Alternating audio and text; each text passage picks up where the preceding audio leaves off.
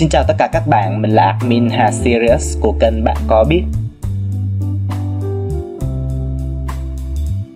Goku vs Superman, ai sẽ thắng?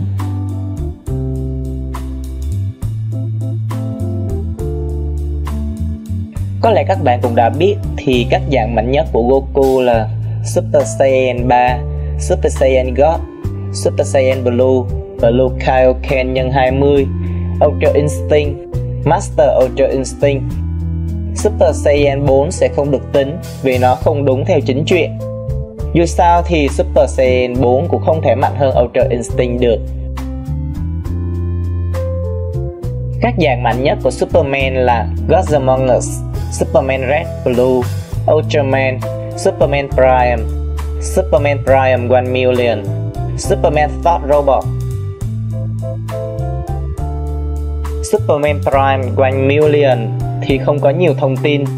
Anh ta cũng không hề tồn tại vào lúc này để đánh nhau với Goku, cũng không biết được có thể làm những gì nên không thể dùng được. Điều chúng ta biết chắc chắn đó là đây là phiên bản mạnh nhất của Superman, nếu như không tính phiên bản Thought Robot. Superman Prime 1 million mạnh hơn các phiên bản SIP khác rất nhiều và cũng mạnh hơn nhiều so với phiên bản SIP Prime.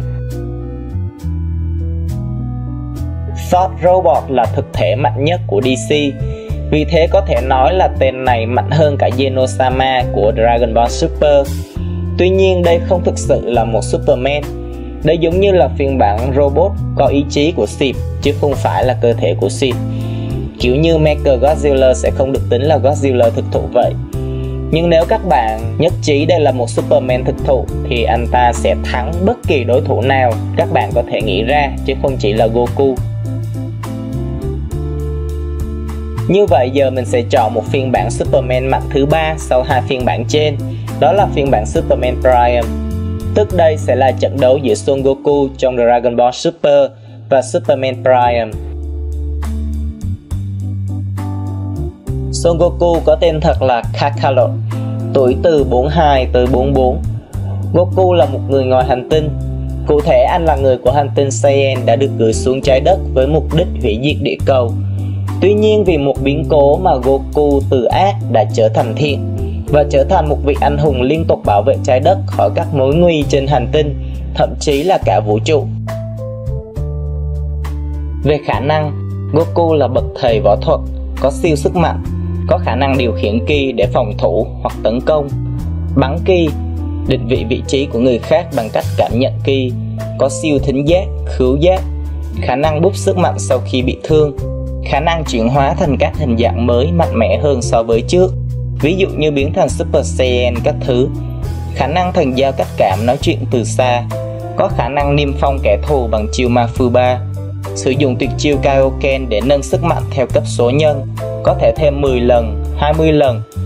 Khi trở thành Super Saiyan God trở lên thì có thể hít thở ở ngoài vũ trụ, có thể dự đoán trước tương lai, ví dụ bắn ki để hồi sinh trong tương lai. Ở trạng thái Ultra Instinct, Goku có thể tránh né bất cứ đòn đánh nào của kẻ địch mà không cần suy nghĩ gì cả. Cấp độ tấn công. Khi ở dạng Super Saiyan God lần đầu, Goku mạnh bằng 60% Beerus. Lúc đó các đòn đánh của hai vị thần này đều có thể phá hủy cả vũ trụ.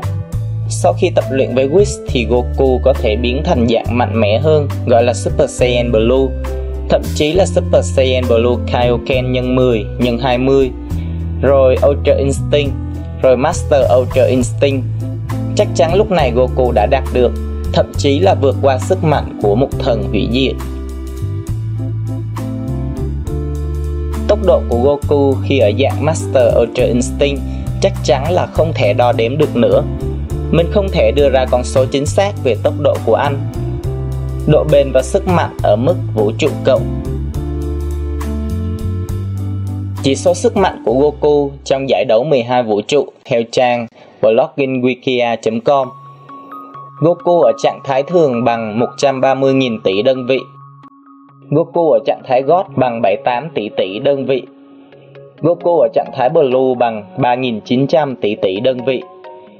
Goku Blue Kaioken 5.850 tỷ tỷ đơn vị. Goku Blue Kaioken nhân 20, 78.000 tỷ tỷ đơn vị. Goku Ultra Instinct, 253.500 tỷ tỷ đơn vị. Goku Master Ultra Instinct, 2,535 triệu tỷ tỷ đơn vị. Thông tin bên lề thì Jiren ở mức full power là 2,5 triệu tỷ tỷ đơn vị, tức thấp hơn một chút so với Goku Master Ultra Instinct. Về trí tuệ, Goku có vẻ thiếu kiến thức khi nói đến những vấn đề bình thường. Tuy nhiên Goku lại là một bậc thầy về kỹ năng chiến đấu, với nhiều năm kinh nghiệm chiến đấu chống lại các đối thủ mạnh mẽ và xảo quyệt. Đã đoán ra được năng lực thật sự của Hit, dự đoán được các chuyển động trong 0,1 giây và phản ứng lại được. Là người đầu tiên làm chủ được Ultra Instinct, điều mà ngay cả các vị thần hủy diệt cũng khó có thể đạt được. Về điểm yếu, Goku thường tìm kiếm những đối thủ mạnh mẽ, thậm chí anh ta sẽ cho phép đối thủ đạt được toàn bộ sức mạnh cao nhất để đánh nhau ra trò với mình. Kaioken có nhược điểm phá hủy cơ thể khi sử dụng quá mức. Quả cầu cân khi đòi hỏi thời gian nạp năng lượng tương đối lâu để thực hiện. Hiện Goku không thể biến thành Ultra Instinct, tuy nhiên nếu như anh phải gặp một đối thủ đủ mạnh thì nhiều khả năng năng lực này sẽ lại có.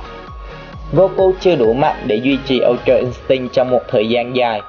Trong phim ta thấy anh bị kiệt sức nghiêm trọng sau khi sử dụng nó. Về thành tích, Goku đã đánh bại Frieza, Cell, Kid Buu, những tên ác nhân có thể hủy diệt cả thiên hà, giúp vũ trụ 7 đánh bại Jiren, một người được cho là mạnh hơn cả thần hủy diệt của vũ trụ 11 là Belmont, qua đó giúp cứu nhiều vũ trụ khỏi họa diệt vong. Tiếp theo đến Superboy, hay còn được gọi là Superman Prime, có tên là Kal-El hay Clark Kent, khoảng 20 tuổi. Superboy Prime là một phiên bản Superman lớn lên trong một thế giới mà các siêu anh hùng chỉ là những nhân vật hư cấu. Tuy nhiên một cơn bão kỳ lạ đã dẫn anh tới gặp Superman của trái đất 1, và rồi cuối cùng năng lượng tiềm ẩn của người Kryptonian trong cậu cũng được đánh thức. Cậu sống với tư cách là một Superboy mới. Tuy nhiên sau sự kiện Crisis on Finite Earth, Superboy ngày càng trở nên điên loạn và rồi trở thành một trong những mối đe dọa lớn nhất của vũ trụ DC.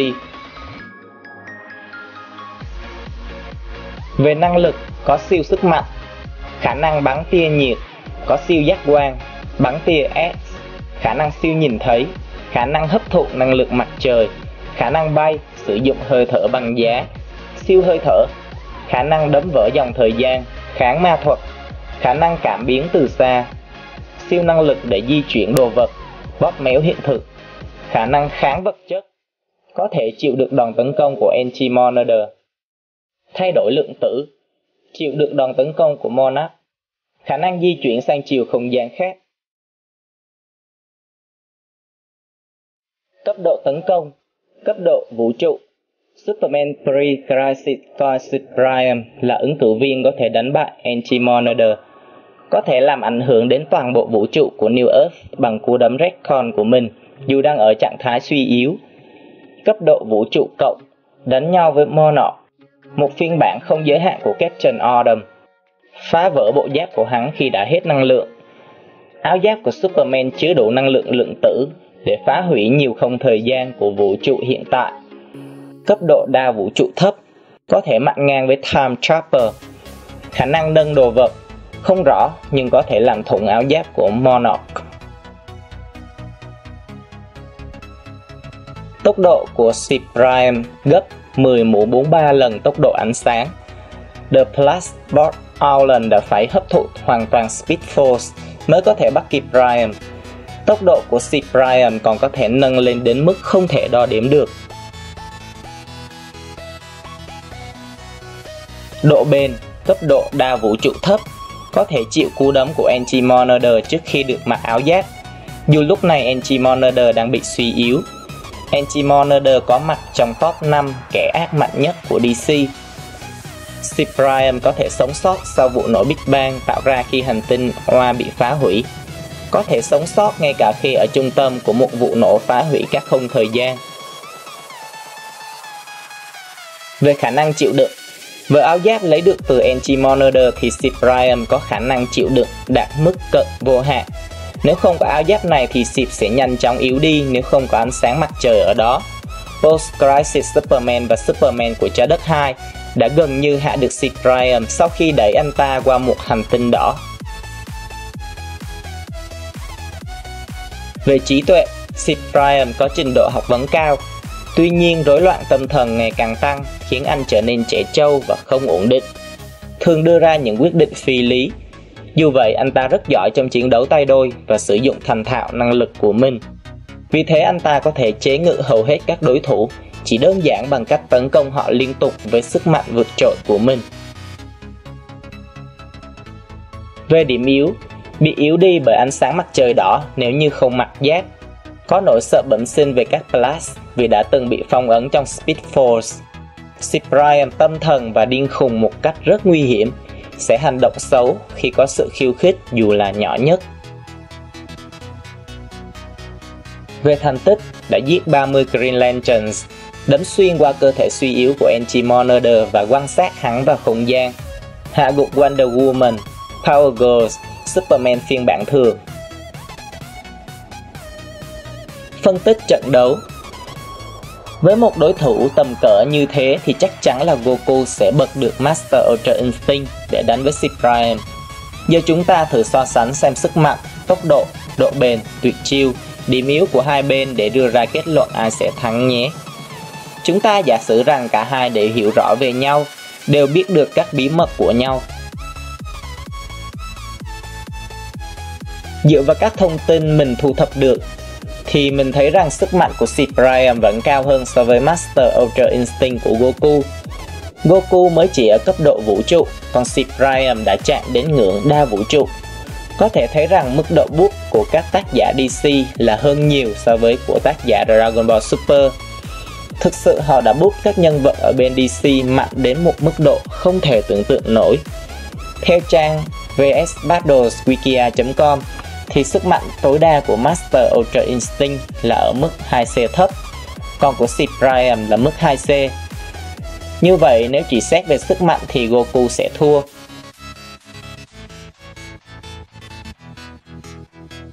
Tuy nhiên thì Goku vẫn được biết đến là một siêu anh hùng luôn biết cách vượt qua khó khăn, luôn biết cách đánh bại những địch thủ mạnh nhất. Vậy có cách nào để Goku đánh bại được Sith Priam không nhỉ?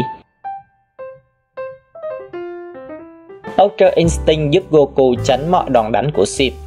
Sith khi có áo giáp của Enchi Monarder thì gần như không thể đánh gục được và không còn điểm yếu nào. Goku có thể thắng Sith bằng cách cướp áo giáp của anh ta, rồi dịch chuyển tức thời Superman đến nơi gần mặt trời đỏ. Lúc này Sith sẽ yếu đi và dễ dàng bị hạ gục.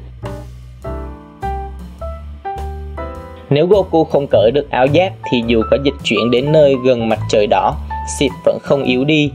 Lúc này Goku không thể giết được Sith, còn Sith thì không thể đánh trúng Goku.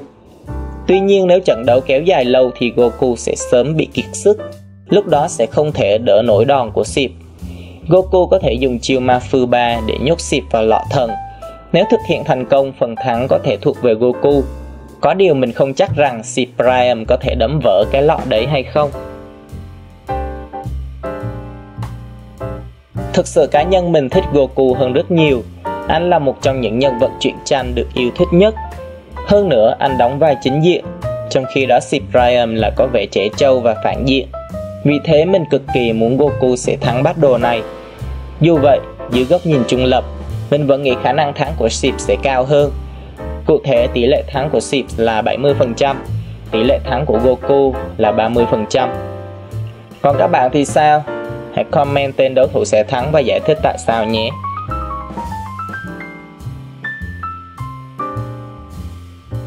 Cảm ơn các bạn đã quan tâm theo dõi. Xin chào và hẹn gặp lại.